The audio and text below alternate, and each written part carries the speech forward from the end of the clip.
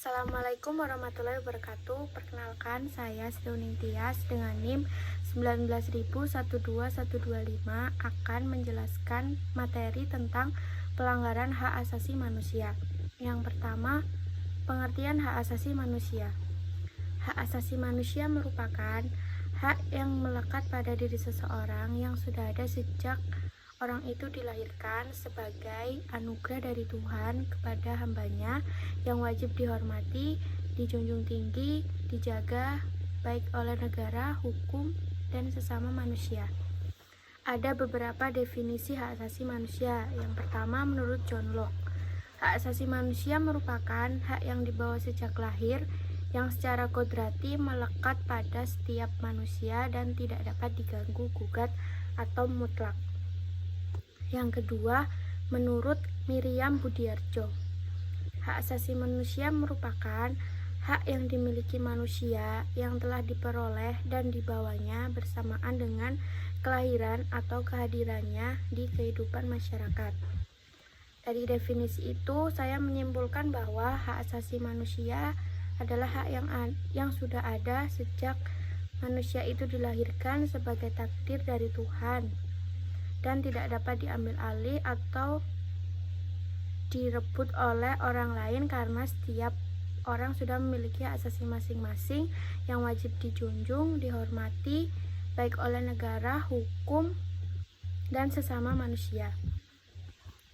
Yang kedua, pelanggaran hak asasi manusia. Pelanggaran hak asasi manusia adalah suatu tindakan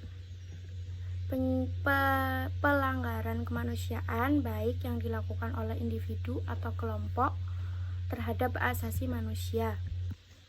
Secara yuridis, pasal 1 angka 6 Undang-Undang Republik Indonesia nomor 39 tahun 99 mengatakan bahwa pelanggaran hak asasi manusia adalah setiap perbuatan seseorang atau kelompok orang yang baik itu aparat negara atau yang lainnya yang disengaja ataupun tidak disengaja secara hukum mengurangi, menghalangi, membatasi hak asasi manusia seseorang atau kelompok yang dijamin oleh undang-undang dan tidak mendapatkan atau dikhawatirkan tidak memperoleh penyelesaian hukum yang adil dan benar berdasarkan mekanisme hukum yang berlaku. Yang kedua adalah faktor pelanggaran hak asasi manusia. Ada dua macam. Yang pertama, faktor internal. Faktor internal itu karena satu, keadaan psikolog pelaku. Apakah saat melakukan pelanggaran itu keadaan si pelaku itu dalam keadaan tidak waras, stres, gila, atau tertekan, atau yang lainnya. Yang kedua, karena sifat egois pelaku, tidak memikirkan perasaan orang lain yang sedang ia langgar hak asasinya. Yang ketiga, tidak ada toleransi, tidak memberikan toleransi keringanan, baik itu masalah ringan, berat, ataupun masalah yang berlebihan. Yang keempat, sifat individualis, pelaku tidak suka bersosialisasi dengan masyarakat lainnya. Yang kelima, adanya dendam antar pelaku. Karena ada dendam, jadi pelaku mau melakukan pelanggaran hak asasi manusia. Yang kedua adalah faktor eksternal. Faktor eksternal bisa terjadi karena satu, kesenjangan ekonomi. Contohnya, apabila orang membutuhkan suatu kebutuhan yang harus ia cukupi, apabila tidak mempunyai materi yang cukup atau uang yang cukup, orang itu bisa melakukan apa saja, termasuk melakukan pelanggaran hak asasi manusia. Yang kedua, keadaan lingkungan sekitar. Apakah pada kehidupannya lingkungannya baik atau buruk. Yang ketiga, pergaulan bebas. Pergaulan bebas bisa menyebabkan seseorang melakukan pelanggaran hak asasi manusia. Yang ketiga yaitu bentuk-bentuk pelanggaran hak asasi manusia. Ada 3 macam. Yang pertama diskriminasi. Diskriminasi itu suatu pembatasan, pelecehan, atau pengucilan yang langsung maupun tidak langsung didasarkan pada pembedaan manusia atas agama, suku, ras, etnik, kelompok, atau yang lainnya yang berakibat pengurangan, penyimpangan, atau menghapuskan hak asasi manusia.